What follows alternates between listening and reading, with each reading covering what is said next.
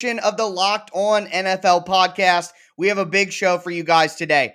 First, the franchise tag deadline to get a long-term deal done is Friday at 4 p.m. Eastern. There are 4 big-time names currently on the franchise tag. Who would you pay a long-term contract to? Also, training camp is right around the corner. What quarterbacks need to come out and have a good training camp? Me and David will discuss. Also, the NFL is making some changes to the rules for what teams can do with their uniforms and their helmets. What changes would you like to see? All of that and more on a Thursday edition of the Locked On NFL podcast.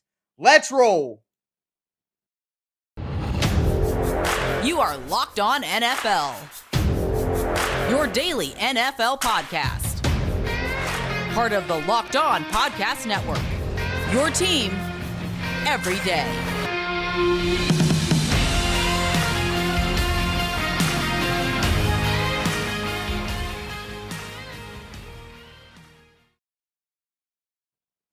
It is a Thursday edition of the Locked On NFL podcast. A little bit of a bumpy start here. Try number 2. Also, we're missing one of our normal co-hosts, Alex Clancy from Locked On Cardinals, but you got me here, Tyler Rowland, host of Locked On Titans, and we are joined by one of the hardest working men in show business, David Harrison, not only one of the hosts of Locked On Commanders, but also one of the hosts of Locked On Buccaneers. David, thank you so much for jumping in and filling in a tough spot.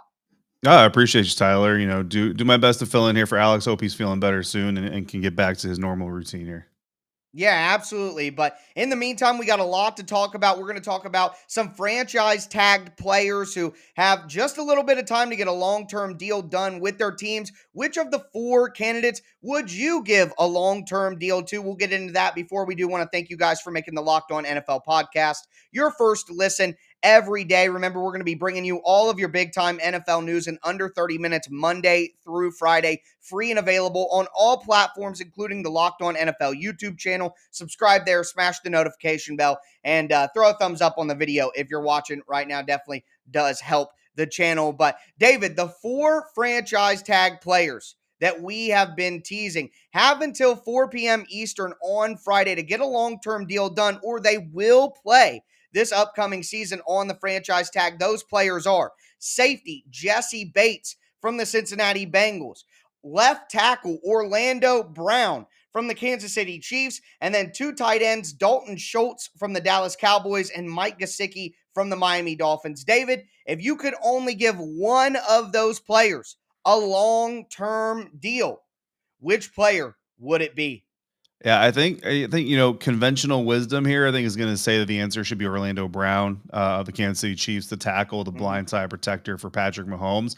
But honestly, I'm going to go with Jessie Bates the third. I'm going to go with the safety out of Cincinnati. I think that when you look at the Cincinnati Bengals franchise, I mean, let's be fair. You haven't had a whole lot of success over the past, 2 decades. Really, I mean, Carson Palmer really was kind of like the last time the Bengals were super relevant for an extended period of time. I think Joe Burrow, and this team, Jamar Chase and all these guys getting to the Super Bowl, very impressive. But I think that kind of lost a little bit in some of the shuffle, and hopefully the Locked On Bengals guys do a better job of giving this credit is what the defense was able to do. I think the defense had, a lot of reasons why they were able to have as much success as they did, and then potentially even, put in position to win the Super Bowl against the Los Angeles Rams.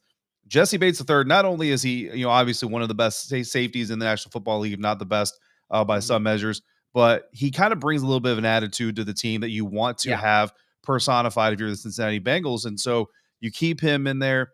You show the team, like, look, we're willing to pay our really good contributors, our captains, our guys that we want to represent the franchise. And let's be honest, a long-term deal with a safety is going to cost you a lot less than a long-term deal with some of these other players that we're talking about. Even some of these tight ends might demand money that's close to what Jessie Bates might want. So it's not going to break the bank potentially, but you're going to pay one of your leaders. You're going to show other players on the team that you reward good play and being an upstanding member of the team. And that's who I would go with first if I had to choose here. Yeah, I agree with you. And I know that everybody loves Joe Burrow and all the wide receivers that they got in Cincinnati. But if you go back and look at that playoff run, the defense and creating turnovers a lot of time is what won Cincinnati the game. And Jessie Bates was in the center of it. Although he had a little bit of a down regular season, he was making those plays in the playoffs. And I go back to think about the Titans game. Of course, I cover the Titans, and Jessie Bates, it's known, he said before, I own Ryan Tannehill. And what does he do on the very first play? Comes out, gets the interception, and sets the tone for the Bengals and the type of run that they're going to have. So I agree with you there. But for me, I have to go with what you said was the conventional pick. I'll keep it conventional and say it's got to be Orlando Zeus Brown, because not just because he's your stalwart left tackle and you've lost Tyreek Hill, Travis Kelce is getting older, Andy Reid is getting older. Not only all of that, but they gave up a ton of picks to get Orlando Brown. If you let him walk now, which he's on the verge of doing if they don't get a deal done. If you let Orlando Brown walk, you're losing your long-term left tackle who you traded a ton of assets to get. I think that would be quite a disaster for Kansas City with all the parts that are leaving. But I'm in agreement with you. I would go with Jessie Bates and Orlando Brown far before I would do a long-term deal. And as a matter of fact, if I'm the Dolphins, I'd be more likely to trade Mike Gesicki than I am to give him a long-term deal. But we got a lot to discuss. And speaking of the Dolphins, their quarterback may be one of the quarterbacks that we talk about in our next discussion, where we talk about quarterbacks who really need a solid training camp to start this season. Before we get into that, though, I do want to tell you guys about our friends over at Dave. Level with me, we've all been in a situation at some point in our lives when we've been a little tight on cash. Maybe we could only afford to put a few gallons of gas in the tank. Maybe we got another save the date that you had to participate in and have a gift ready for. So we've all been hit with these expenses, especially it's hot outside, your car, things can happen. That's where Dave can help. Dave is a banking app that can help you get up to $500 instantly with extra cash. There's more money to fill your tank, buy that wedding gift, or just to catch up on bills. You can finally tackle those expenses that have been stressing you out without any hangups. There's no interest, no credit check is needed. Millions of people have already downloaded the Dave app to get financial relief that they need with extra cash. So if you're in a pinch and need some extra help, download Dave and think of it as a helping hand from future you. Download the Dave app from the App Store right now. That's DAVE. Sign up for an extra cash account and get up to $500 instantly. For terms and conditions, go to dave.com/legal. Instant transfer fees do apply. Banking provided by Evolve, member FDIC. But remember, future you will thank you.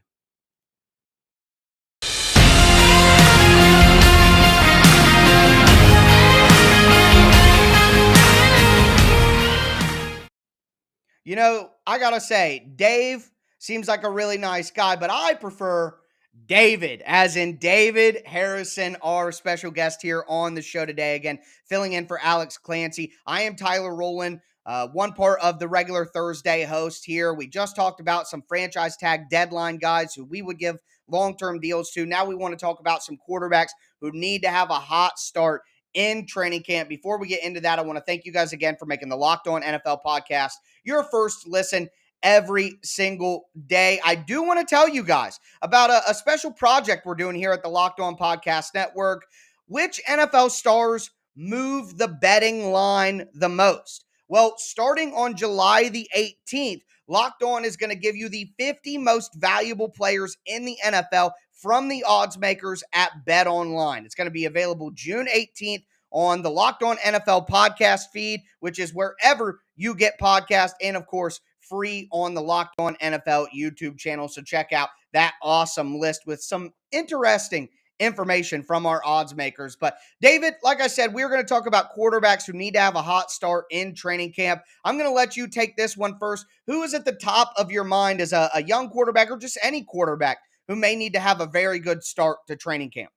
Yeah, Ross Jackson and I had a similar question, or similar conversation to this one, but it was teams that needed to have a really strong training camp, and one of those teams I identified there was the Los Angeles Chargers. I'm going to stick there with Justin Herbert, not because he hasn't shown that he's got talent, not because he hasn't flashed the ability to be a franchise-leading quarterback, but honestly, because people are crowning him one of the next great quarterbacks of the National Football League before he's even appeared in a playoff game, and that's kind of where I think some of this pressure is going to come from for Justin Herbert, a young guy. Obviously, he's risen to the occasion so far in the National Football League, showed people that he was undervalued, underrated coming out of the NFL draft. I saw someone recently say that the Justin Herbert selection, or rather the passing on Justin Herbert in the NFL draft, is going to haunt the Miami Dolphins for potentially decades now as they watch Herbert lead the Los Angeles Chargers.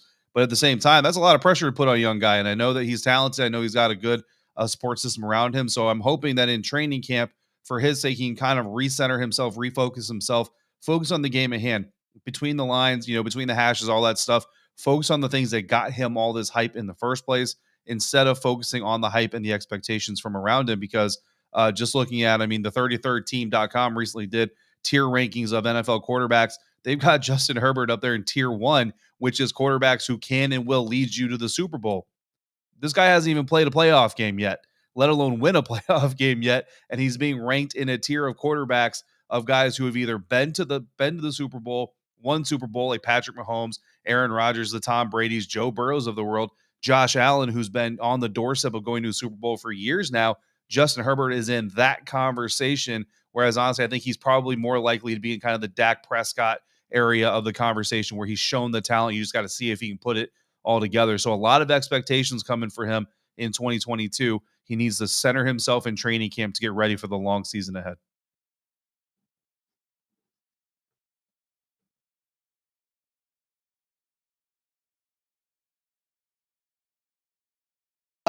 It reminds me of the Buffalo Bills. The Chargers are the new Buffalo Bills, is what I always say, because it's like a couple of years ago with the Bills when Josh Allen really started to flash. You like the coach, you like the way that they're building the roster, everything feels right. But the Bills were able to fulfill that promise and really give a good showing last year, even if they didn't go to the Super Bowl. I think it's like you pointed out, Herbert hasn't even made the playoffs yet. So, they got a lot to do. And I think most people wouldn't say Justin Herbert, but I like the way that you put that. And I agree. For me, it's a guy who's been in the news lately, and it's Trey Lance. We've been hearing the arm fatigue stories and all of that. I think that's all nonsense. But the reality still remains that Trey Lance has to have a hot start to training camp, because Jimmy Garoppolo hasn't been traded yet. And the 49ers can talk all they want to talk about, Trey Lance is the starter. They're looking to trade Jimmy, blah, blah, blah. But if Jimmy Garoppolo is clearly, and it said, 2-3 weeks ago, Jimmy was able to throw, so he should be able to participate in training camp, at least some. If it's clear that Jimmy Garoppolo is the better quarterback, I don't know how the veterans in the locker room are going to take it if they trade away Jimmy Garoppolo, if there's a clear difference. So all reports, other than the stupid arm fatigue thing, have been good for Trey Lance, but I think he has to come out and prove it. Everybody is kind of just saying he's going to be the guy. They'll trade Jimmy, but if he doesn't clearly beat out Jimmy, I think it could send the wrong message in the locker room for a group in Shanahan and Lynch, who I think maybe are on the hot seat a little bit more than people want to say with some of their recent finishes. So I think Trey Lance is a guy. Do you have another guy that you want to throw out there? I do. I think Philadelphia Eagles quarterback Jalen Hurts is another one, and in somewhat of a similar position. Really, when you think about it, the Philadelphia Eagles, just recently, I saw that their overall roster was ranked the 7th best in the entire National Football League, which means you should absolutely be making the playoffs, if not winning the NFC East outright, becoming division champs and returning to the postseason. But what we saw the last time this Eagles team was on the field against the Tampa Bay Buccaneers in the playoffs last year is not a team that is ready to really go a full set of rounds with some of the top teams in the National Football League. Jalen Hurts, I'll give the Philadelphia Eagles credit. They've done a lot to put a lot of talent around him and to really support him. He's got to now go in and show that he's capable of putting this team where they need to be in a position to be successful, because there's not as much hype around Jalen Hurts.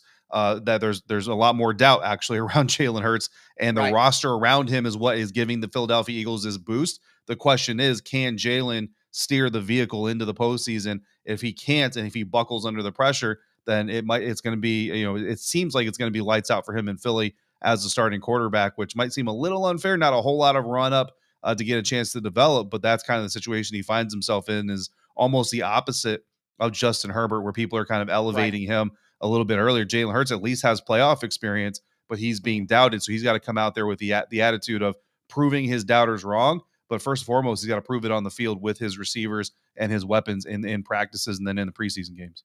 Yeah, and Philly has the assets next year to go out and get a new quarterback if they want to. So he's definitely on a hot seat and has to perform. My last suggestion here, Anybody who listens to the Thursday show consistently knows that I am anti-Tua. I don't think that Tua has it. It's a No. hill that I'm on. I don't think he can get it done. And I would typically say him, but I've talked enough about Tua. People know how I feel. I'm going to talk about the other quarterback, young quarterback that's been in the news lately, and that's Zach Wilson from the New York Jets. Yeah, all the jokes about what he's doing and or who he's doing, whatever. But at the end of the day, I think the Jets have improved the offensive line. I think with the addition of Garrett Wilson, having Elijah Moore, having Corey Davis, like the Eagles, they have a pretty good supporting cast on offense with a defensive-minded coach who should be able to have that defensive line that I think is more talented than people realize, playing pretty well. I think the Jets could have a pretty good season if, and I'm thinking, 7 wins, 8 wins, on the television graphic in November about, on the bubble. I think the Jets can be there, but that is dependent on Zach Wilson looking like the number 2 overall pick in the draft. There are some whispers, concerns about his durability coming out of college. We saw that. He missed some games last year. Maybe maturity in the way that he handles certain things, and maybe some of these social media things are a window into that. None of that stuff matters if you take care of your business on the field. I've seen up and down reports about Wilson so far in the early portions of the offseason. So I think Zach Wilson really needs to come out and show, hey, I am the type of quarterback that you take early in the draft, and I'm going to be a guy who can help the Jets team take the next step. But 4 really good options there, 4 guys to be watching. We're going to have a little bit of fun at the end of today's show. Even though Alex is gone and we usually have his mystery segment to have fun with, I got a fun topic to dive into. We've seen a few teams recently release some alternate helmets. I think it's a good look for the NFL. It's fun, and we'll talk about some other uniform changes we would like to see in just a moment.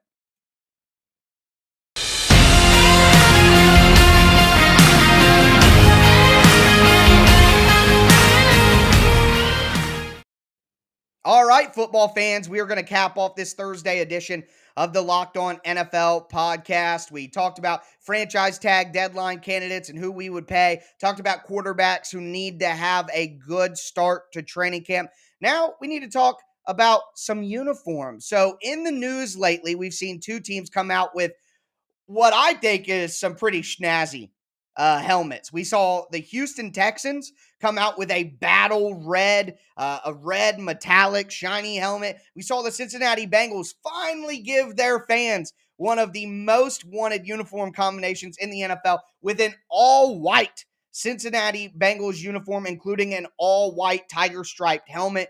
I think both of those helmets look absolutely awesome. And I think that the NFL would do well with their fans and financially from a merchandise standpoint to include a little more loose vibe when it comes to the uniforms, allowing more things. David, you personally, just as a fan of the NFL, are there any uniform wishes that you have, helmets or jerseys or colors or things that you'd like to see the NFL allow teams to do? Yeah, I mean, something that they can kind of take from the NBA and even baseball. I saw some of that this year from them is kind of like city specific uniform options Mm-hmm. or combinations. I like the helmets, like you said. I like the battle red for the Houston Texans. I'm not a Bengals fan, but I too have been asking for a white and Yes, black Bengals same. helmet to go with that color rush. All this time.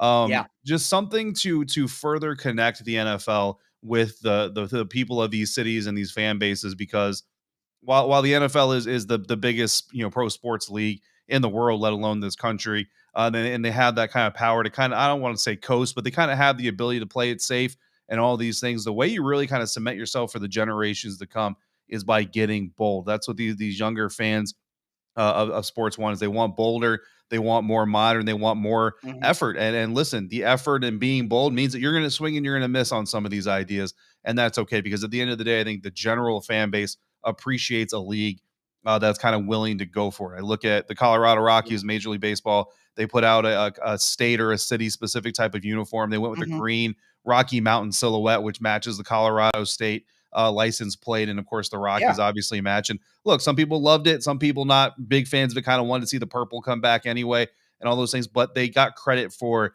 being a little bit bolder. New Orleans Saints, their black helmet that they're going to debut this year with their white Yeah. color rush uniforms, the fleur-de-lis all over the middle stripe of the helmet. Look, I've seen mixed reactions. Some people love it. Some people think it's a little clownish or whatever, but it's an effort, and it's good to see that the NFL is letting a franchise like the Saints. Some of these are throwbacks and just alterations of current Right. helmets, but that Saints helmet is almost, that simple striping of the fleur-de-lis kind of makes it a whole new feel to the uniform, and I think the NFL fans will appreciate that type of move. Yeah, and you know what? With some of these situations, especially with the newer jerseys and newer concepts, I think it's kind of like when you get these very serious classic film critics reviewing some of these superhero movies. Mhm. They're looking for, dialogue, they're looking for pacing of scenes, they're looking for storyline. Well, we know some of these superhero movies are just shoot them up, blow them up, have a good time. So, do I Yeah. need and I feel like some of these newer designs, some of this creative stuff, this is for kids, the younger generation, people Yep. who aren't even old enough to be on Twitter to say that it's mid or whatever. You know what I mean? Yeah. So they just want a 9-year-old kid to say, "Hey, that jersey looks sweet, Mom, Dad, buy me that for Christmas." You know what I mean? So I feel like sometimes we look for the wrong source of feedback for some of these things, and that's why these jerseys happen, even though everybody online crushes them. I just want to see more throwbacks. I know that there are some Mhm. financial hurdles because sometimes when they sell throwback merchandise, some of that money has to go, I think, towards, the historic player fund and the former player fund. But at the end of the day, you talked about how big of a league and how successful of a league is, that the NFL could probably coast on some of this stuff and still be good, like EA Sports does with Madden every year, coast, but knows they're going to make their money. So I Yep. think on the flip side, the NFL has the money to do that. Yep. They just unleash throwback jerseys, because where sometimes there's pushback on new concepts, as somebody who covers the Commanders knows, there's Yeah. some pushback on new concepts just because it's new. What seems to always work, and it seems like every commercial you see on TV tries to take care of this every day, is nostalgia. I want to see more Kelly Green, Philadelphia Eagles. I want to see the Tennessee Titans, I guess, controversial take from my side, but I want to see the Houston Oilers old throwback uniforms every weekend. I want to have the teams be able to mix in these alternate new helmets with color rush, their original a home and away jersey combinations, and always have the throwbacks to be able to go to in a big spot. So I just want the NFL to totally unleash the beast. I feel like it's only going to help from a merchandise standpoint, from a fan standpoint. That's kind of the things that I'm looking for. But David, thank you so much for coming on the show today, stepping up in a big spot. Hope you guys enjoyed today's Thursday edition of the Locked On NFL podcast. Make sure you come back on Friday for Chris Carter and your boy Q. They always do an excellent job. Once again, thank you for making the Locked On NFL podcast your first listen every day. Make sure you subscribe on whatever platform you do stream. Football fans, it's right around the corner. You can smell it. You can taste it soon. We'll be able to touch it, and we'll be back with you guys tomorrow, next week, and throughout the NFL season here on the Locked On NFL podcast. Take care.